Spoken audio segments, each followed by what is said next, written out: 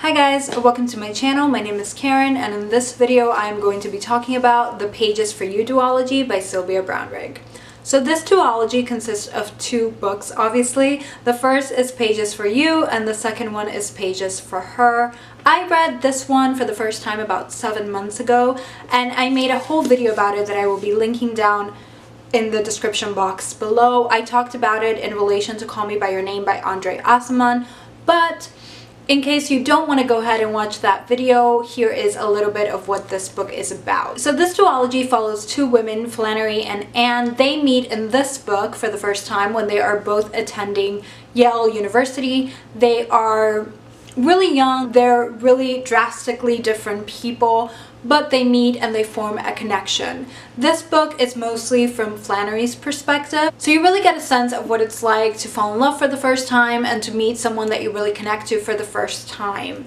This book is written in this format, so it doesn't really have chapters, it just has small sections, and I really enjoyed it. The first time I read it, I gave it 3 stars, and ever since then, I have thought about this book with fond memories. I really enjoyed the time that I spent with this character, and I thought that the character Flannery was incredibly relatable. She really was all of us. One of the things that I found really wonderful about this book was how beautiful the writing style was.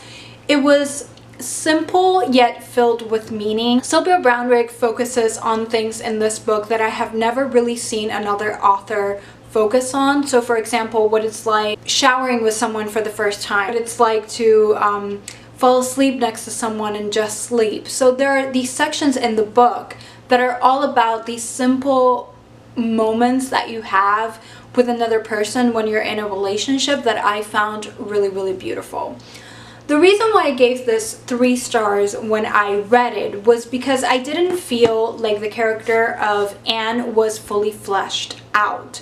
She was seen mostly through Flannery's perspective, so you never really got a sense as a reader of who Anne really was and what she wanted. Because Flannery was so deeply in love with her and so blinded by this love, I felt that the character of Anne could have really been anybody and we still would have gotten the exact same book. Pages for Her is the second installment, and it takes place 20 plus years in the future. Anne and Flannery are no longer together and they have built a life completely separate from one another. Flannery has married an artist and she has a young daughter, and Anne has continued to grow in her career and she's not married and she doesn't have a child. So this book is separated in 3 sections. The first is Flannery's, the second is Anne's, and the third is a joint section. Now, I was really disappointed when I read this book because I was expecting a lot of the same beautiful language that I found in this one, and that is completely gone. This book reads very, very differently than the first one did. The first one was really lyrical and this one was really clear and just to the point. I think that this book does fix the issue that I had with the first book, because Anne really does become a fully fleshed out character. Because we are not seeing her through Flannery's perspective, you really get to see as a reader what Anne is really like and what she values in life and what she really thought about the relationship that she had with Flannery 20 plus years ago. However, I felt that the sections were just incredibly long. The sections are really a character study of these characters and these women who have really, even though they have had different lives, they are still haunted by the same questions. When it comes to Flannery, she really wonders if she can be everything. Can you really be a great mother, a great wife, and have the career that you desire? With Anne, is can you have the great career that you desire, and is your life still valuable even though you don't have a family and even though you are alone? Anne really meets a lot of judgment because of that, and she really questions her life and her choices, not because she is against her own choices. She is really firm in the choices that she's made, but rather because she sees the world's perception of her, and I really like that. Sylvia Brownrigg did a really good job of creating two completely different women in this book. Anne and Flannery could not be more separated, and I really think that that was great. However, both of the sections, both of their independent sections, were extremely long, and they could have been cut down by 50 pages or more, I think. So the book actually really starts with Flannery getting an email that is an invitation to a conference that is happening at Yale University, and she realizes that this is the perfect moment to meet Anne because they're both going to be attending the same conference. They haven't had a lot of interaction in the past 20 years, and Flannery still is very much connected to this idea and to this passionate love affair that she had with Anne. Anne is someone that she continuously thinks about throughout her life and sort of a safe memory for her. So you get this invitation in pretty much the first page, and you spend the entire rest of the book waiting for this moment to happen. This happens in the third part of the book, which I know is a spoiler, but I feel like you should know because I spent so many pages waiting for the moment that they were finally going to get together, and it took such a long time for them to meet again. The third section I had such high expectations for, and unfortunately it did not meet them. I felt like it was filled with cliches, and one of the things that I really enjoyed about Pages for You was the fact that even though it's a book about love and there really is no other story other than the fact that a girl falls in love with another girl, it doesn't have a lot of cliches. It talks about love in a real way that is very easy to connect to and that is really easy to relate to. And I thought that that was exactly what I was going to get once Anne and Flannery met each other again, but it wasn't. I felt like everything was a little bit too contrived. It didn't feel real. It didn't feel like the progression of things were taking the natural course. It just felt like Sylvia Brownrigg was putting them together in the most cliche way possible because she had to put them together again. Also, after reading both of the sections of the characters and their independent lives,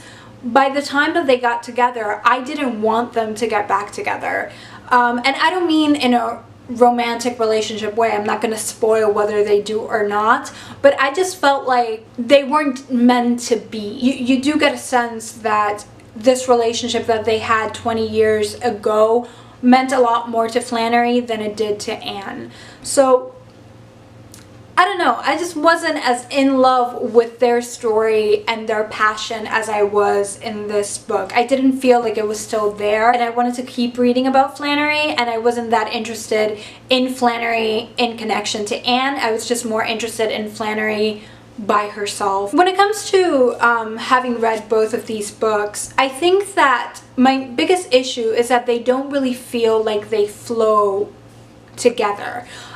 This one is written in a completely different style than this one, and I felt like that lessened the experience for me. I was wanting a continuation not only with the characters but with the story and also with the format of the book. I didn't get that. This book is not filled with beautiful language and with lyrical language. It's just really straight to the point. And I don't know if Sylvia Brownrigg did that on purpose in order to show what love is like and what growing up does. I don't know if she wrote this book really lyrically and really beautifully, because when we fall in love for the first time, that is what we experience. Everything that we feel, everything that we see, everything that we experience is heightened when we first fall in love with someone. We think they're amazing, we think they're wonderful.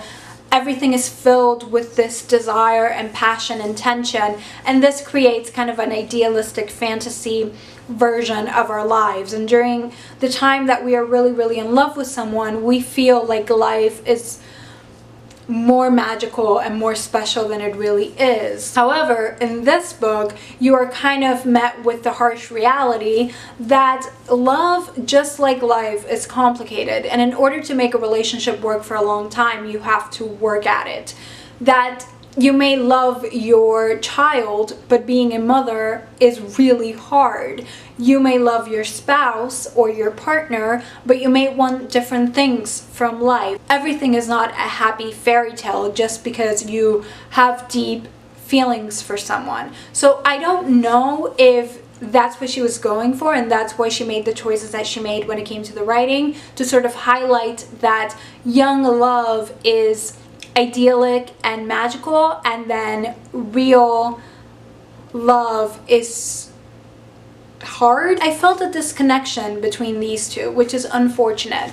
I ended up giving this one 3 stars and this one 2 stars. So overall, it wasn't a duology that I can sit here and say, go ahead, pick it up, read it. I think it's amazing. I think it has problem areas, and I think that it could have been edited. The second book could definitely have been edited to make it shorter and more intense, because it just dragged way too much and it was too slow, and the payoff that you get wasn't as good and as meaningful as I was hoping it would be. However, I think that this is a book duology that can really work for some readers. I think that if you like a slower paced novel, then you will not have any problems with the second book in the series. So yeah, that was my review of the Pages for You duology. I am glad that it exists. I am happy that I read it, and I do think that there are many women out there and many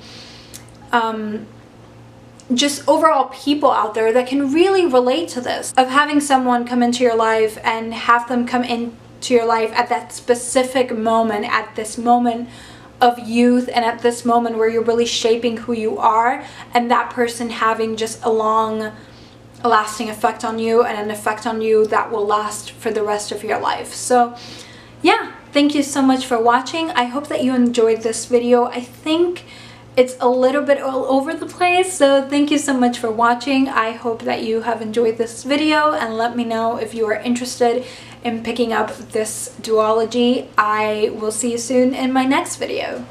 Bye!